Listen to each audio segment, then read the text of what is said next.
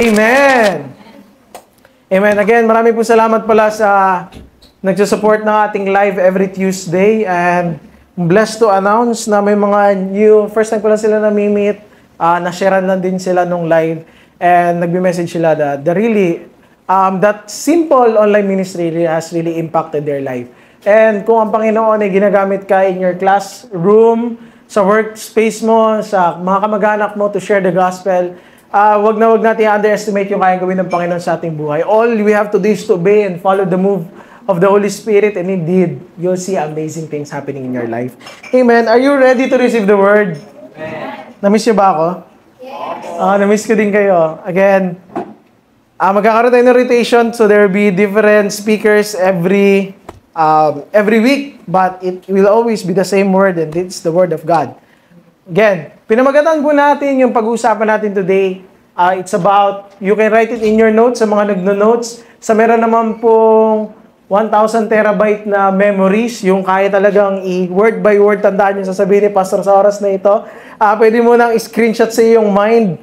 Protect your testimony. Can you turn to your neighbor and say, protect your testimony. Who among you dito takot sa gagamba? Okay, thank you for being honest. Sino dito takot sa dilim? Sino naman dito takot sa palaka? Sino dito takot sa sarili niyang multo? Di ba, one way or another, may mga kinakatakutan tayo. Kahit yung pinakamatapang at pinakamalakas, pinakamalaking muscle na tao sa mundong ito, may kinakatakutan. At do you know that Satan is afraid, takot na takot si Satan na magkakaroon ka ng magandang testimony in life. Because this afternoon, your testing now will become a great testimony that will bring down the kingdom of the enemy. At kung gusto mong magamit ka ng Panginoon fully sa mundong ito, you have to have a strong testimony. So kung may unang aatakihin yung kaaway, it is your testimony. Sa araw na ito, we're gonna talk about your testimony. And maaring sa oras na ito, dumadaan ka sa malupit na testing. But that testing has a purpose. So today, we're gonna talk about 3 things about, wow, lupit instant PowerPoint. Okay. As we go to the book of Hebrews, ang sabi ng Hebrews 11:6 para sa mga may Bible, and, ano sabi ng Hebrews? And it is impossible to please God without faith. Anyone who wants to come to Him must believe that God exists and that He rewards those who sincerely seek Him. Again, we study the Bible to know the truth of the Word because this world is so corrupted with lies. Alam niyo po, sa sobrang daming kasinungalingan sa mundo, hindi mo na ma-differentiate kung ano yung tama at totoo. Pagka nakarinig kayo ng balita, hindi mo ba alam kung yung balitang ito ay fake news? Kaya nung nakaraan, medyo nag-uulan. So nakakita lang ako ng isang post na walang pasok bukas. Maghahatid ako sa pamangkin. So parang na-excite ako, walang pasok bukas. Wala akong ihahatid. But then, nung tinig deeper ko yung research ko na fake news lang pala siya. And napaka-importante na we have to seek what is true. Sabihin mo sa katabi mo, hanapin mo yung katotohanan. Kasi hanggat hindi mo natututunan, hanapin yung katotohanan, ililigaw ka ng kaaway sa pamamagitan ng kasinungalingan. And God wants to kill that lies in our life through using His words, the truth of His words. Okay, binasa natin sa Hebrews chapter 11 verse 6, it is impossible to please God without faith. Meaning to say, without faith, it is impossible to please God. Period. Ibig sabihin, bilang Kristiyano, napakahalaga ng pananampalataya. Kaya kung may unang aatakihin ng kaaway sa iyong buhay is yung pananampalataya mo. Kaya feeling mo may mga times na gusto mo na lang isuko, na parang ang hirap naman maging Christian, ang hirap naman gumawa ng tama. Why not, doon na lang ako sa kabilang kampo? Baka sa kabilang kampo, mas brighter. Kasi pag Christian, kailangan mo magtiis. Ang daming bawal. Bawal to, bawal yan. Pero pagka sa kabila, ay, lahat pwede. Lahat madali. Lagi po natin tatandaan, no? It might be difficult to be a Christian, but it is worth to fight what is true. Okay, mamaya i-dig deeper natin yung gustong sabihin ng Panginoon sa oras na ito. Because I do believe God brought you here for a purpose and He has a reason. Napaka-importante na sa araw na ito ay mapakinggan at maintindihan mo. Kasi hindi lahat ng nakikinig ay iniintindi ang napapakinggan. So wag mo lang to basta pakinggan, intindihin mo yung nais sabihin ng Panginoon. Kasi kung iintindihin mo yung nais sabihin ng Panginoon sa'yo, hindi mo you can never underestimate the power of His Word, for the Word of God is alive and active. Meaning to say, magagamit mo itong mapapakinggan mo sa dadaanan mo mga pagsubok na yung buhay. And, sabi dito, anyone who wants to come to Him must believe that God exists. Unang-unang kasinungalingang na ibabato ng kaaway sa'yo, totoo ba talaga may Diyos? Or gawa-gawa lang to ng parents ko, or naituro lang to dun sa great-great-father namin, tas naging kultura na lang, naging kasanayan na lang. Unang-unang ko-questionin lagi ng kaaway sa'yo, paano nakasigurading may Diyos? Ang hirap ng pinagdadaanan mo. Sigurado ka pa talaga may Diyos? Parang na-stuck ka na sa season ng life mo. Totoo ba talaga may Diyos? Kahit simba ka ng simba, wala ka nakikitang improvement sa life nyo. And yan yung gagamitin na lies ng enemy. Na ang Diyos bulag. Hindi ka naman niya nakikita kasi wala naman talagang Diyos. Again, ang sabi ng scripture, blessed are those who believe even they don't see. Meaning to say, blessed daw ang mga taong may mga pananampalataya. Again, we're gonna dig deeper later. Are you still with me? Okay. You can shout amen, you can clap, you can say any affirmation that the Lord is really speaking to you, no? Pansinin nyo, nung si Jesus Christ tinempt ng kaaway, anong unang inatake ng kaaway sa kanya? One thing about the enemy, hindi siya creative. Hindi niya kaya mag-create. Kaya puro lies and deception. Pansinin nyo, sabi, if you are the Son of God, ano next? Command this stone, di ba? To become bread. Laging questionin ng kaaway yung identity mo. Kaya napaka-importante na kilala mo ang identity mo. Kilala mo kung sino ka sa harapan ng Diyos. It doesn't matter what other people think about you. What doesn't matter what other people says about you. What's important is what is God saying about you. Kung sino ka ba talaga sa mata ng Diyos na naglikha sa iyo. Because anyone can just easily judge you. Sa simpleng pagkakamali, pwede mo wala yung 10 magagandang bagay na ginawa mo. Because yung perspective ng tao, sometimes, most of the time, hindi ka naman talaga pangit. Pangit lang yung tingin nila sa'yo. Again, kung pangit yung tingin nila sa'yo at hindi nila makita yung kabutihan sa puso mo, kahit nag-i-strive ka naman gumawa ng tama at mabuti, walang merit yung words nila. Kasi nga, di ba,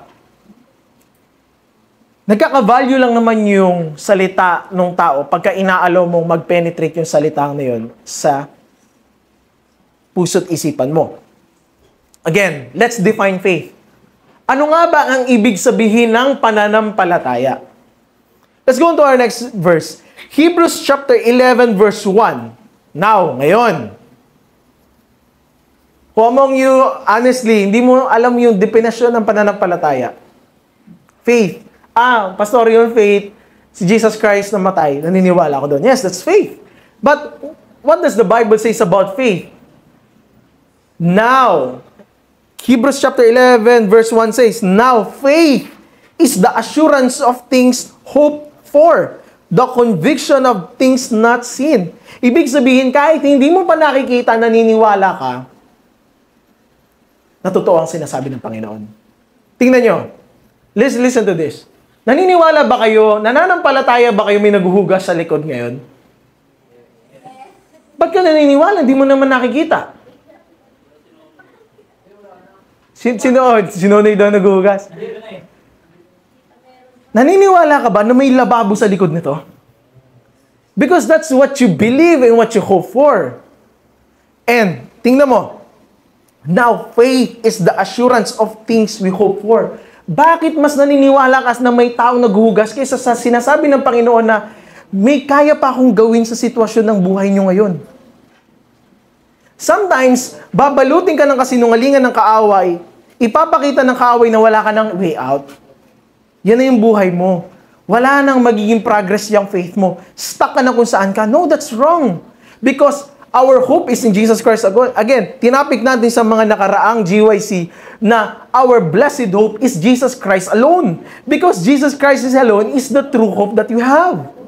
Because this world will give you false hope, counterfeit hope, pag-asa na pwedeng mapako, pag-asang walang assurance. Pero ang sinasabi ng Hebrews chapter 11 verse 1, now faith is the assurance of things we hope for.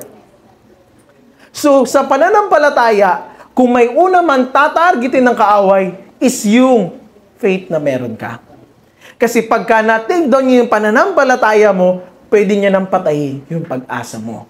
And praise be to Jesus Christ, 2,000 years ago, our hope is still alive until now. Can we give the blessed clap of praise sa ating Panginoon? That's why we come here every Sunday. Because we are undeserving people, but He still gives. And that's what you call the great love of our Father. Who among you can I see some show of hands? Pastor, ito yung situation ng life ko today. Feeling ko may papasok ako sa problema. Okay, we can just be as honest as you are. Or sino ngayon, nasa kalagitnaan ka ng problema? Okay, thank you for those honest hands. Sino naman dito kakalabas mo lang sa problema? Amen? See, that is the season of life. It's either nasa labas, papasok, or nasa loob ka ng problema. Sino dito may pinagdadaan ng matinding problema? Masasabi mong matindi talaga yung pastor. Again listen to this.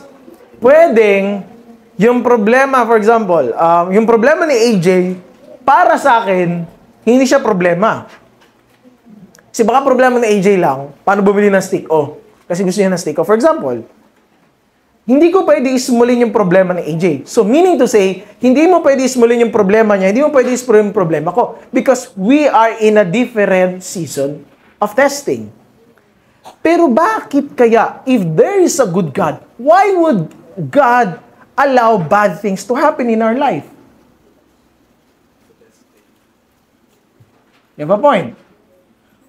Kung mabuti ang Diyos, hindi ba dapat masaya ang buhay ko?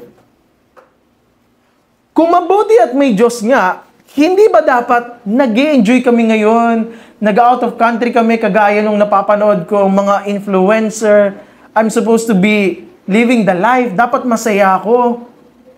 Again, kung ang nais lang ng Panginoon ay maging masaya ka lang for the sake of being happy, hindi niya na pinadala ang kanya nag-iisang anak on that cross to redeem us.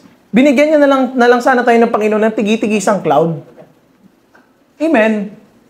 So dapat pala ang prayer mo, Lord, bigyan mo ako ng clown today.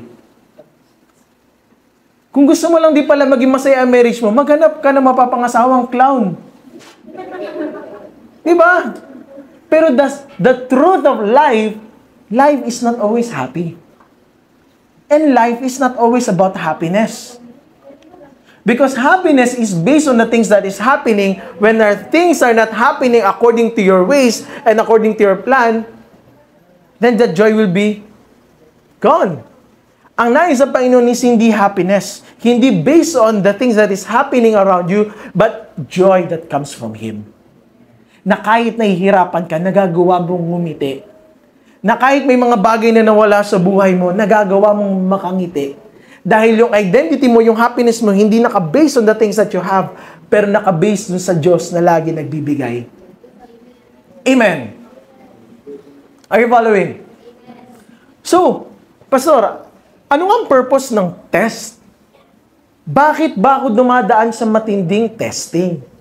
Bakit kailangan ko dumaan sa matinding breakup? Alam nyo, kwento ko lang, no? Kasi nag-grab ako ngayon ng aking pinagkakitaan. And narinig ko sa radyo, no? Yung alam mo yung ka-IFM, yung alam mo yung may kwento sa hapon. Yung yung susulat ka, yung basta yung pagka namamalengke ako dati, narinig ko lahat ng tindahan naka-tune in doon eh. Alam mo naman ng Pilipinas, top selling ang mga Marites stories eh. At kinukwento dun sa caller, kung hindi na lang sana nila pinush na maging sila, sana na-save pa yung friendship. Yung sana hindi na lang daw nilang pinili na mahalin yung bawat isa, kundi na lang sana nila ni next level, sana friends pa rin sila. Huwag mong yun na-experience mo yun, kung hindi na lang sana naging kayo, sana magkaibigan pa sana kayo. Kasi yung naging aftermath ng relationship nyo, ipinilit nyo kasi yung hindi pa oras at panahon. Kaya pati yung friendship, naging collateral damage ng pagmamadali.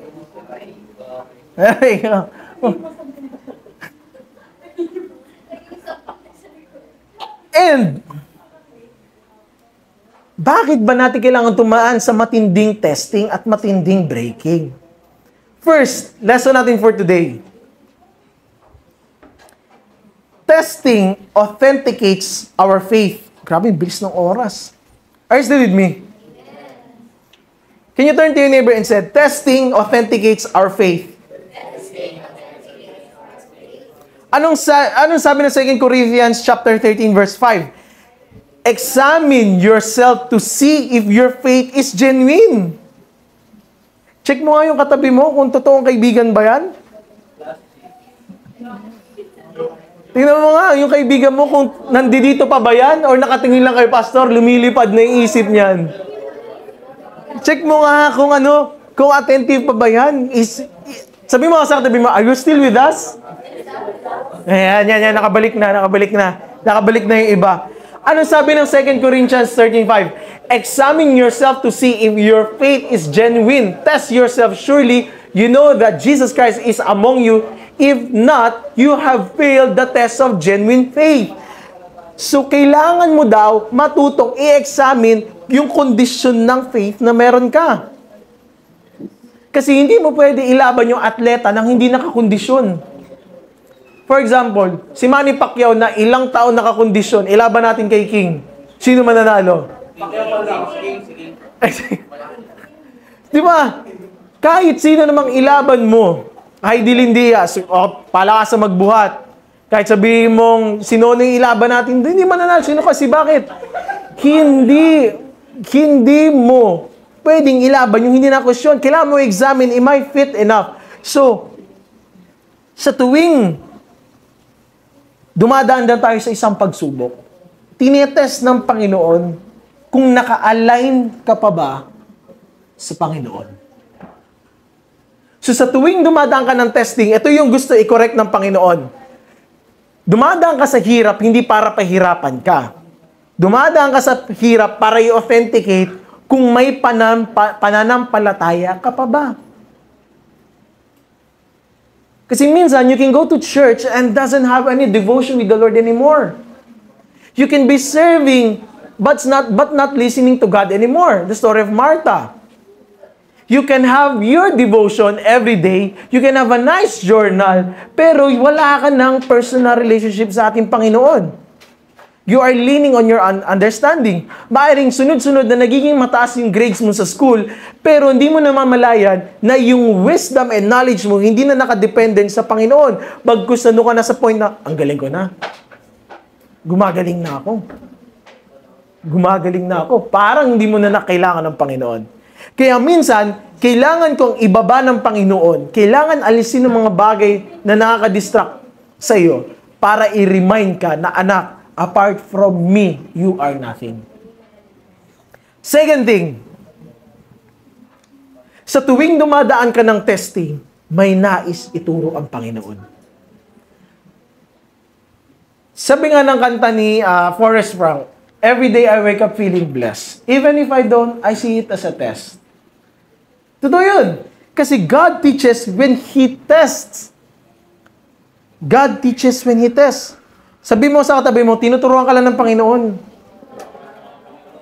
Tanong niyo sa akin, Pastor, ba't kaya ang tagal ko sa testing na ito? Ang tagal mo kasi matuto.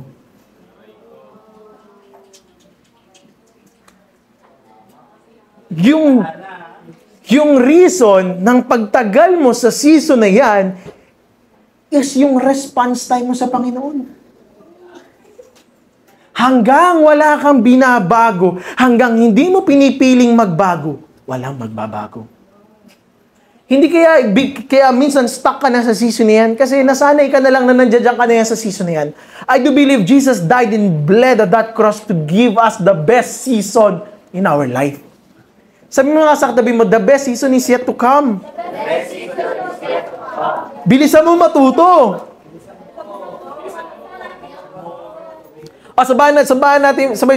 Basahin natin yung James chapter 1 verse 2 to 4.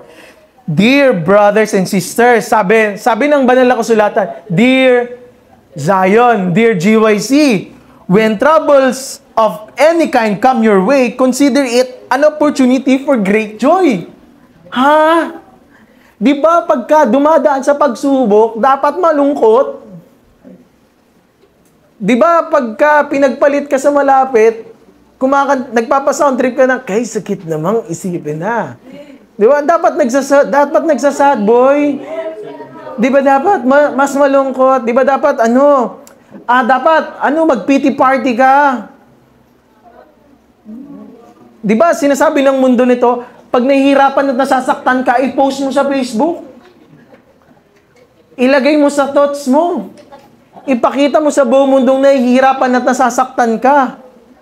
Pagka dumadaan ka daw sa pagsubok, ang sabi ng mundo nito, dapat nakikita sa mukha mo, dumadaan ka sa mating pagsubok. Pre, wag mo akong naasarin ngayon, ha? Bad trip ako, eh. Wala ako sa condition, eh. Wala ako sa mode. Naka-power off ako ngayon. Pero ano sinasabi ng scripture? Consider it an opportunity for great joy. Lord, nahihirapan na nga ako. Opportunity pa pala to. Ayan ang kailangan nyo maintindihan sa banal na kasulatan. Ano pa yung mga upside down kingdom principle? Let the weak say, ano ba? Come on, GYC. Nacha-challenge. Okay. Nacha-challenge ako dahil sa games na nilaro natin, I believe kailangan natin mag-extend ng preaching. Kasi ibig sabihin, kailangan pa natin mas matuto. Do you believe in that? Amen. Okay. Let the weak say, I am strong. Ano pa yung mga upside down kingdom principle? When the poor say, I'm rich. Ano ba? Because of God. Oh, listen, kinanta na. Number 3. Ano ba? Sige, magbigay pa. Joy comes in the morning. Weeping may come through the night, but joy comes in the morning.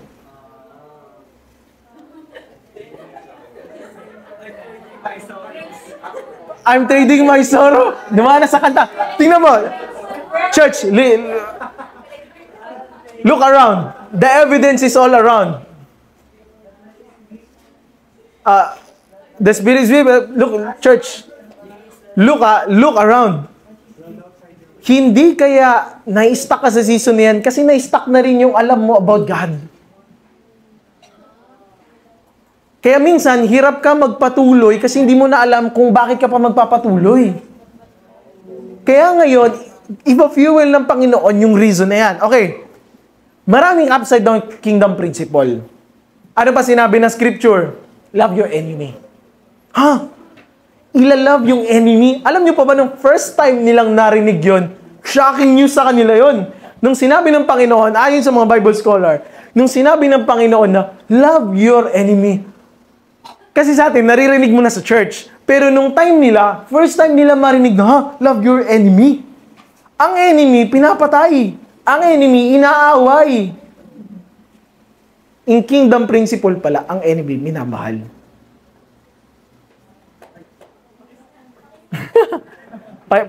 Payakap nga. Shake hands mo nga sa leeg. Di ba?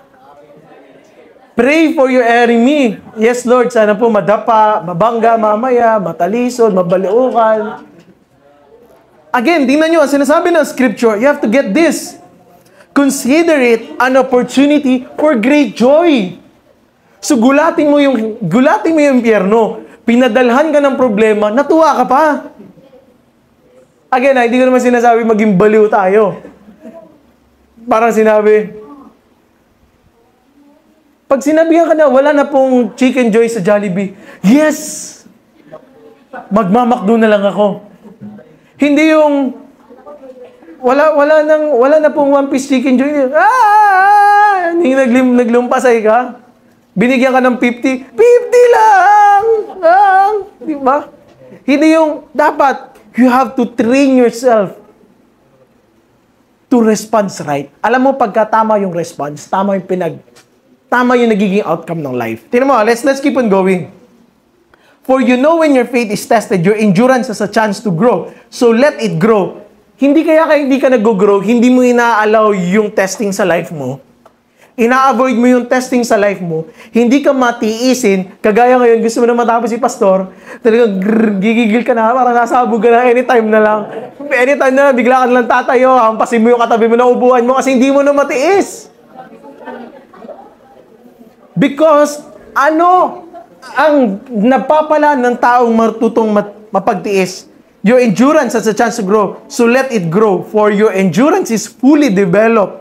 You will be perfect and complete, needing nothing. Gusto mo ba ma-feel complete? Yung parang wala ka ng kailangan. Yung kinakanta mo na ang Panginoon ay higit pa at sapat na. Anong sagot doon? Who among you do you want to feel complete? Shout amen. Amen. Then allow God to put you in a test. Kasi yun lamang yung magpapakumpleto sa buhay mo if you will go through testing. Can you turn to your neighbor and say, lapit tayo sa last point. Your testing has a purpose. Alam niyo po, yung phone ko, medyo mahal magpagawa kasi ng phone ngayon di ba? Wala naman na tig-50 magpagawa ng phone. So, tiis-tiis ang person. Ngayon, ang sabi ng pinakamasakit pala mangyari sa phone mo is yung mabalitaan mo yung phone mo, no SIM.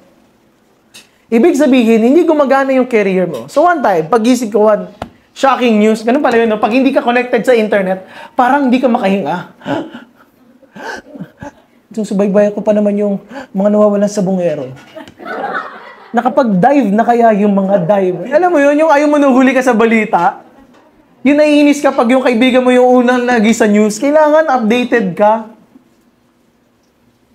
And, may tinuro ang Panginoon sa akin.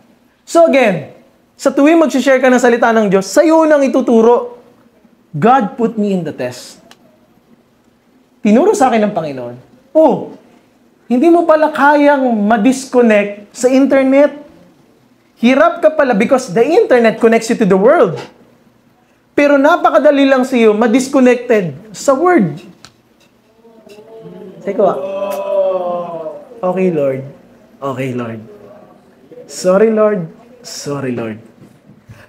Ang hirap pa pala mag-airplane mode challenge tayo.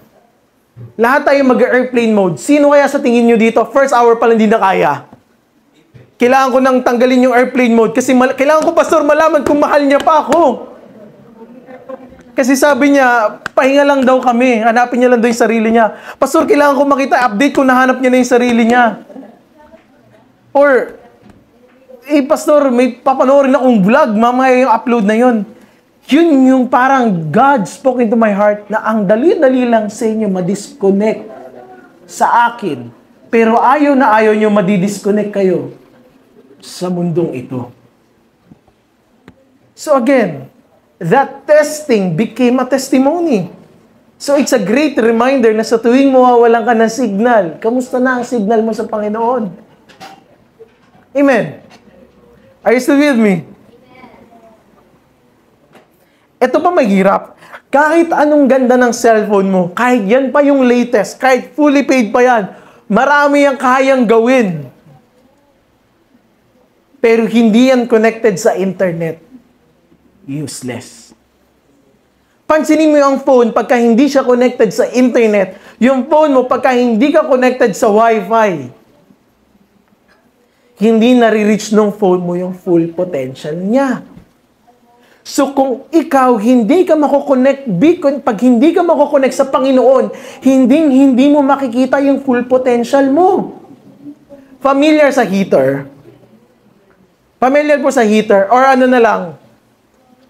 Electric kettle. Initan po ng tubig. Naintindihan? Yan, okay. Naintindihan ng tubig, sinasaksak. Pag pinindot, umiilaw. Pag kulo na, patay ilaw. Tama? Magtataka ka. Pag uwi mo ng bahay, sinaksak mo yung electric kettle nyo na gusto mo magtimpla ng kape, na instead uminit at kumulo yung tubig, naging yelo. Pag pindot mo, lumamig yung tubig. Kasi bakit? Hindi niya nagagawa yung purpose niya. Hindi naman pwede na mas may purpose pa yung mga takuri niyo sa bahay. May mas purpose pa yung mga electric fan niyo sa bahay kaysa sa buhay mo. Tatandaan mo, can you turn to your neighbor, may purpose ang Panginoon sa buhay mo. You just have to be connected to know your purpose and to receive what God has planned and prepared for your life. Are you receiving something from God? Okay. So, endurance, ito yung last natin gusto pag-usapan sa oras na ito. Endurance leads you to God's promises. Ang tao daw pong marunong magtiis ay pinagkakatiwalaan ng Panginoon sa higit pa sa higit. Pansinin niyo yung taong matiisin, ang layo na nararating sa buhay. Pero yung taong reklamador sa buhay, ang hirap maging kaibigan. Ang dami reklamo. Nilibre mo na nga, nagreklamo pa, may nasabi pa. Parang kanina, nakarinig ako, ice cream lang? What? Okay, wala tayong drop name. Wala tayong name drop. Alam ko, yung iba hindi mo man sinabi, pero inisip mo. Na ito lang ice cream na to, again, kailangan po, matuto tayo magtiis. Kasi po bakit? Ito, you have to listen. You listen to this. Isa to sa key principle ng Biblia. Bilang Kristiyano, hindi mo pwedeng tawaging Kristiyano kung hindi ka matiisin. Kasi ano sabi ng James chapter 1 verse 12? God blesses those who patiently endure. Hindi mo kaya mag-endure kung hindi ka patient. Kaya siguro, pinapadala ka ng mga taong sasagarin talaga yung pasensya mo kasi ini-stretch ng Panginoon yung pasensya mo. So magpasalamat ka sa mga taong nananagad ng pasensya mo. Alam mo, salamat sa'yo, ha? Talagang napakabuti mong kaibigan, ha? Akalain mo yon? Ikaw ang ginagamit ng Panginoon? Ha?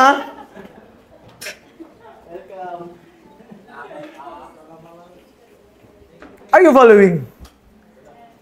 And sabi ng James chapter 1 verse 12, matatapos na tayo, God blesses those who patiently endure testing and temptation.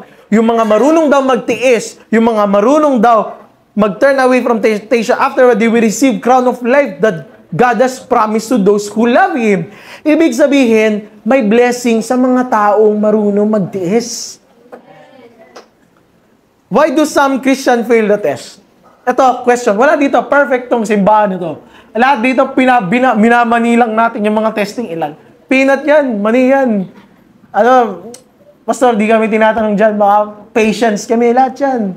Di nga ako nananakit, Pastor, eh. Kahit nga bugbog na ako, sakit na ako, pinapatawad ko pa rin, eh.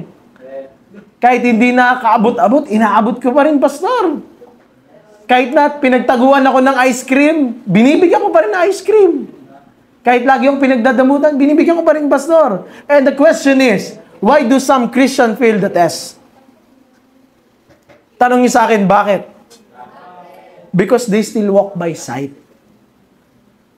Ano sabi ni 2 Corinthians chapter 5 verse 7? For we walk by faith and not by sight. Kung lagi mo nalang i-base yung mga bagay sa nakikita mo, nakikita ko kasi wala na kang pag-asa tong nanay ko, eh. Nakikita ko kasi yung pag-aaral ko, wala na tong pag-asa, eh. Sabi naman kasi, pumasok. Pero naman nila sinabi, sa school pala ang pasok. Pumapasok naman ako sa bilyaran, sa komputeran, sa kainan, sa cutting. And sometimes, mas madaling sumuko na lang kaysa magpatuloy. Ayoko na talaga sa course na to. Hindi ko naman talaga to course na pinili ko. Napilitan lang naman ako, eh. Hindi ko naman pinili maisilang sa tahanang itong magugulo. Mas madaling mag-give up kaysa magpatuloy. Alam mo bakit ka nahihirapan? Kasi lagi ka pa rin tumitingin sa nasa harap mo. Again, nagawa mo nga manampalataya, may naguhugas pa rin sa likod ko, eh. Bakit hindi mo kayang panampalatayaan to see beyond your circumstances na kahit anumang yung problema nasa harap mo, may solusyon at may magandang pagdadala ng Panginoon sa'yo? Amen. And, ano ang tamang response sa problema? So, pag may problema, ano daw dapat? Di ba? Masaya. Parang weird talaga pakinggan, no? Parang, yun yung tamang sagot, Pag may problema ka, maging masaya ka daw. Pero parang sa mundong ito, ang weird mo. Pero hindi. Sa mundo ng Panginoon, in the kingdom of God, it is the right reaction. Ano sabi ng Romans chapter 5, verse 3 to 4? We can, sabay-sabay natin basahin. 3 to 1, go. We can rejoice. When we run into problems and trials, for we know that they help us develop endurance, and endurance develops strength of character, and character strengthens our confident hope of salvation. Mas after ang Panginoon sa magiging character mo. Kasi gusto baguhin ng Panginoon yung pananaw mo sa buhay. Gusto ng Panginoon baguhin yung pag-iisip mo. Yang lalo-lalo na yung ugali mo. Kasi po, pansinin nyo, ang mga baby, kahit tanong nyo pag-uwi nyo sa nanay nyo, Nay, pinabakunahan niyo po ba ako nung bata ko? Na-experience nyo na rin ba mapatakan nung yung parang red? Pag dyan nagsisenso. Tapos yung kala mo kikidnapin ka, yung kinikilo ka, yung alam mo yun, mga rich kids siguro yung iba dito, hindi na-experience yung nakakatok ng no? Di ba? Yung pinapatakan ka, tapos di mo maintindihan yung lasa, tapos di mo maintindihan bakit ka kailangan turukan. Iiyak ka lang naman, yung pampurga, o yung may pamburga, tapos, pre, gano'ng kahaba yung lumabas yung gusto nga yung akin Di ba yun, nagsusukutan pa kayo ng mga kakain. Nalala ko lang doon sa amin sa La Huerta, pinainom ng pamburga, may nagsusukatan. Kung may lumabas ba daw wala, ibig sabihin kung ano kinakain nun.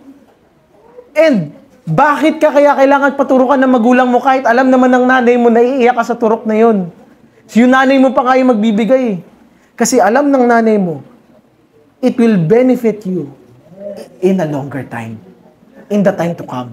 So, yung pain na yan, alam ng Panginoon, kailangan mo yung pain na yan, kailangan mo muna dumaan sa maling tao para mahanap mo yung tamang tao.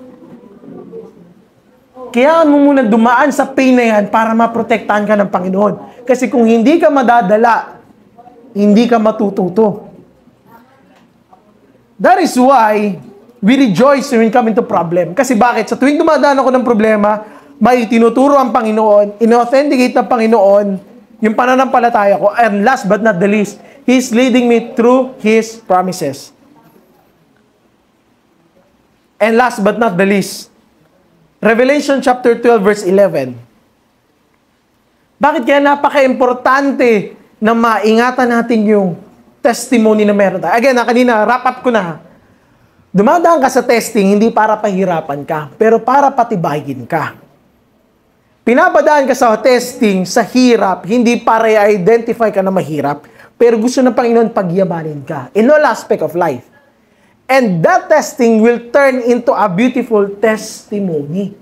Kasi hindi ka magkakaroon ng magandang testimony kung hindi malupit yung pinagdaanan mong testing. So the greater the testing, the greater the blessing that will be entrusted into your life. So sa tuwing dumadaan ka ng matinding pasubok, maraming salamat Panginoon dahil ako ang napili mo na pagkatiwalaan ng mas malaki pang mga bagay sa buhay ko. Bakit ano sabi ng Revelation chapter 12 verse 11? And they have defeated him by the blood of the Lamb.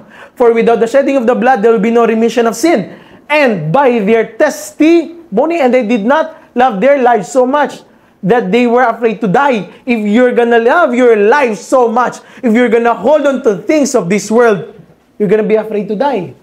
But who can kill someone that is already dead? Kung patay na yung panlasa mo sa mundong ito, how can the enemy still attack you? Again, listen to this church. And by their testimony. Kung may pinakakinakatakutan ng kaaway is yung magkaroon ka ng magandang testimony in life. So kung may haatakihin man ng kaaway sa buhay mo, ayan yung paglakad mo sa harapan ng Panginoon. And let this be a reminder in Proverbs chapter 22 verse 1. Pwede mo ba tayo, shall we all rise? And as I call on the worship team, awit na tayo sa Panginoon. Medyo nabitin tayo sa worship kanina. Ano ang sinasabi ng Proverbs chapter 22 verse 1? Choose a good. Ano daw pipiliin mo? Choose a good reputation over great riches, being held in high esteem is better than silver or gold. Wala na daw tatalo sa taong may magandang testimony. And as we respond to the Lord, no, who among you want to have a great testimony? Who among you gusto mo, prayer mo na maingatan ng Panginoon yung testimony meron ka? Can we sing this song, Ako'y Magtitiwala sa iyo? So sa tuwing tumadaan ka sa testing, T-E-S-T, trust.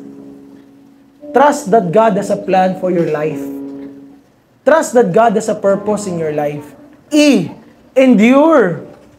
Embrace your season. I-endure mo. Yakapin mo yung sakit na yan. Kasi yung sakit na yan ang magpapatatag sa'yo. S, submit to God's will. Allow God's will to be done in your life. And last, your testimony is your greatest weapon against the enemy. Are we blessed this? Are we blessed? Amen. Are we blessed? Amen. So as we sing this song, no, let's don't care about the time bago tayo mag-proceed sa small group sa atin.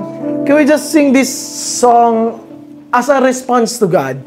Let this be our prayer to our God. Do you love God? Amen. And He loves you. Shall we sing this song?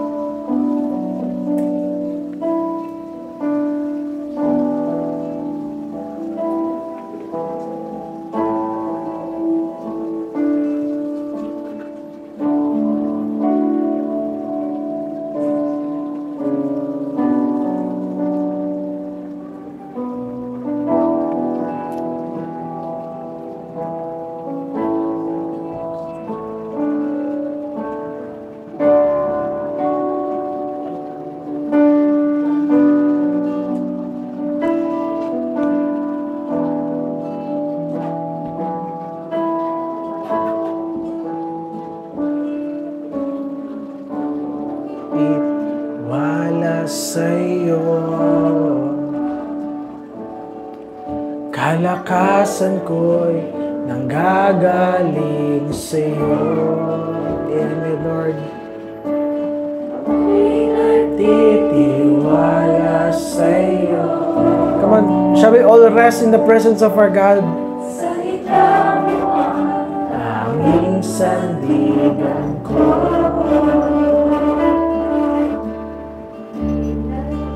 Tiwala sa'yo,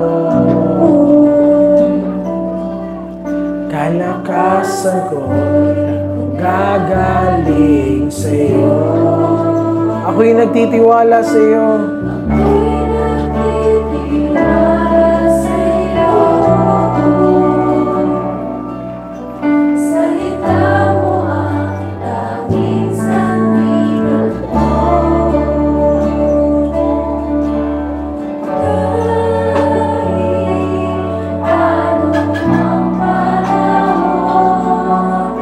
Mabigat man ang maging sitwasyon.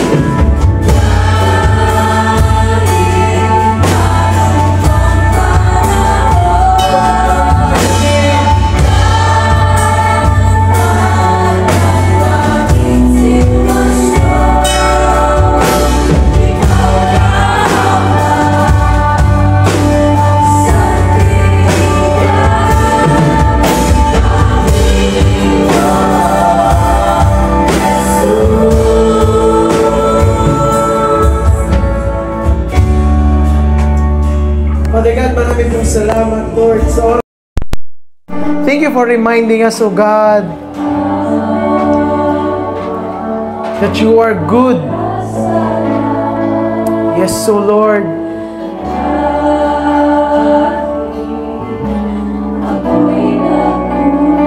Can we just declare this to our God, this bridge part? Indeed, Lord, ang mga salita mo aming tanging sandigan.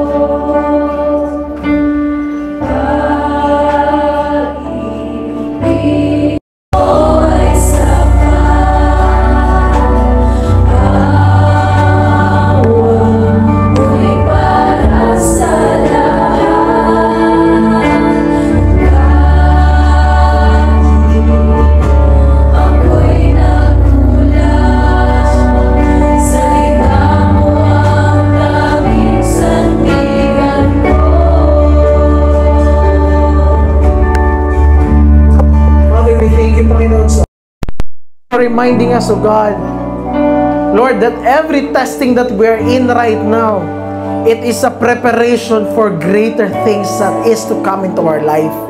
Panginoon, I pray, Panginoon, sa bawat mga kapatid ko na nakapakinig ng iyong salita sa oras na ito, Lord. We continue to believe and trust, Lord God, no matter our circumstances, you are still a good and a loving Father. Panginoon, I pray, Panginoon, sa mga kapatid ko dito na dumadaan sa problema, matinding pagsubok. Lord, kami po ay nakikigalak, O God, for this testing has ability, O God, to produce a faith that is so deep, O God, that the enemy cannot touch it, O Lord. Father, may you bless these brothers and sisters far more than they can imagine. Lord, indeed, Lord, tanging sa iyo lamang kami magtitiwala, ay yung mga salita aming tanging sandigan. Lord, we just want to give you back all the praise, honor, and glory. Can we all raise up our hands to receive our Father's blessing? May the Lord bless you and protect you. May the Lord smile on you and be gracious to you. May the Lord show you His favor and give you His peace. Salamat mo na marami, Ama. We give you back all the praise, honor, and glory. And Lord, and as we continue to worship you, Lord, we want to worship you in spirit and in truth and to our giving. Come on, before we say amen, let's just allow the Holy Spirit fill this place. Come on, open your mouth and just worship.